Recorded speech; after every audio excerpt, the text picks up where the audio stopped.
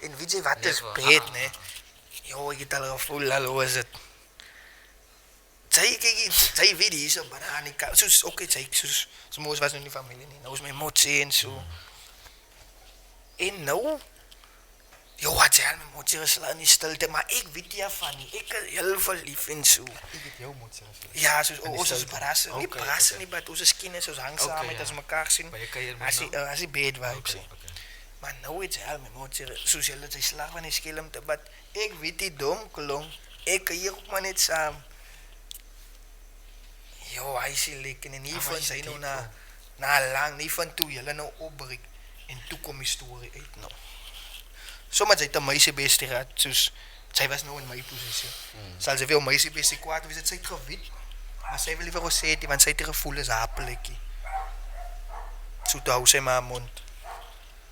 Nee, sy moes my al dieselfde aan gesê dat. Ek voel ook so. Nee, sy moes my dieselfde of die verhouding is regte dan daar.